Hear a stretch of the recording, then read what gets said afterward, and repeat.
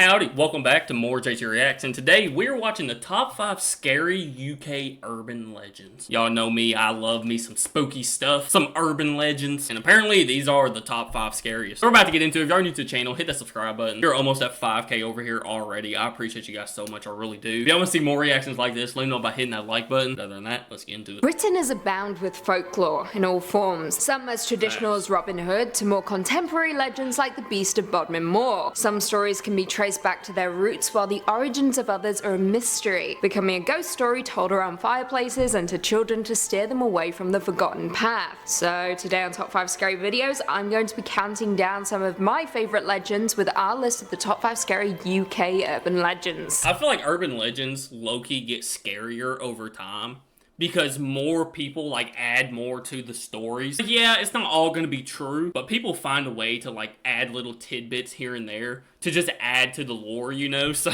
Before we begin though, be sure to stick around until the end of the video where I'll be responding to some of your comments. Let's jump in. Coming in at 5, Hairy Hands. The legend of Hairy Hands is infamous. Is it me? Is it me? Around the English moors of Devon, with this ghost story built up around a particular stretch of road in Dartmoor, which was purported to have an unusually high number of motor vehicle incidents during the last century. Now, between Cherrybrook and Postbridge in Devon, an isolated stretch of road named B3212 runs over the Leviathan Folds of Dartmoor, a wide open space that gives any traveller a claustrophobic sense of self, while amongst the natures in grand order. Along this stretch of road, there had been a high presence of driver, motorcyclists and cyclists falling prey to dangerous collisions and accidents. However, okay, but where's the nearest pub? Is there a pub on either side of the road, you know? But this isn't what's baffling. It is instead their story and recounts of how and why their accidents occurred. On the 26th of August 1921, an army captain was driving across the moors when, according to him, a pair of invisible hands took a hold of him and forced his motorcycle off the road. This resulted in London newspapers picking up the story and making this supernatural occurrence famous nationwide. However, this wasn't the only occurrence. Many others have also experienced hands, but not always invisible ones. Some have even reported to be hairy hands, grabbing their steering wheels and attempting to steer the hapless traveller off the road. More interesting still, not all incidents have occurred in moving vehicles. In 1924, a woman camping on the moor with her husband reported seeing a hairy hand attempting to gain access to her caravan. However, she reported that the hand retreated after she made the sign of the Holy Cross. Now the Bro, okay, what? Like, the first guy that did it, like, I could see him just trying to, like, come up with a story to tell people, like, why he wrecked, you know? He didn't want to, like, get in trouble for wrecking. Because didn't she say he was, like, an army captain or something? But, like, out of all the stories he could have came up with, you know, he could have just said, oh, there's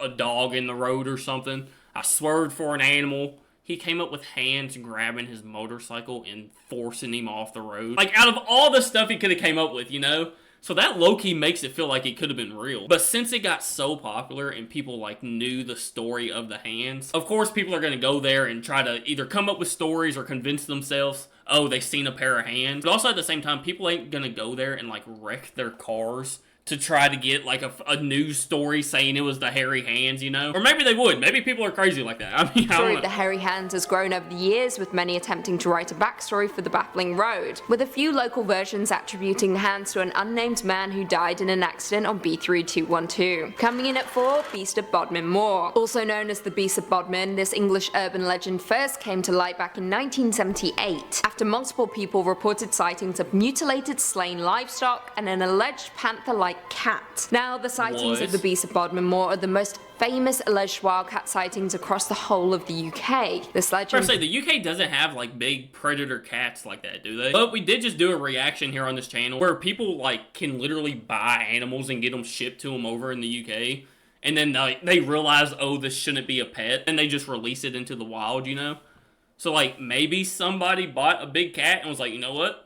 Is this too big of a cat? I don't know. Baffled folks across Britain due to the fact that owning or importing big cats is illegal and often results in— but people still do it, you know? The animal getting detained or shot, sadly. Bodmin Moor is a creepy place, beast or not, and should you happen to find yourself wandering alone across the rugged landscape, it is hard for your mind not to dwell on the legend of the beast. The giant cat-like animal was supposedly 3 to 5 feet long and sporting white yellow eyes, and was reported enough for authorities to order an investigation into into the beast and the mutilated livestock it left behind. However, the report concluded that there was no verifiable evidence of big cat on Bodmin Moor. However, there may be a logical reason for the reported sightings of the beast. It has been claimed that animal trainer Mary Chipperfield released 3 pumas into the wild following the closure of the Plymouth Zoo in 1978, and thus giving rise to the rumors of the beast. What do you guys?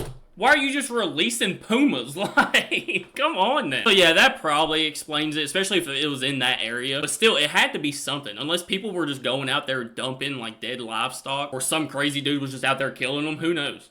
But it has to be something, right? Because, like, why are all these animals dead? Think that big cat props. Coming in at 3, Jenny Greenteeth. Occasionally referred to as Ginny Greenteeth, this is an infamous figure in English folklore and is a river hag, not dissimilar to Pegpal or Grindy Low. Jenny Greenteeth would reportedly pull children or the elderly into the water and drown them. This legend was popular in Lancashire and North Staffordshire, with many children describing this figure as green-skinned with long hair and sharp teeth, and is also described as lurking in the upper branches of trees at night. Although folks are unsure if this is just the blurring of 2 popular legends, Jenny Greenteeth and Ginny Hewlett, a folk name for an owl. Now, if you ask any Brit, they won't tell you how or why this legend began, simply because they don't know. There is no particular story behind Ginny Greenteeth, yet I can tell you right now. One day, a family was like, just hanging out, probably going to the river or something, and one of their kids wanted to get in the river and swim, and the parents were like, no, you're not doing it. And the kids started throwing a fit, so the parents were like, you know what? You don't want to go in there and swim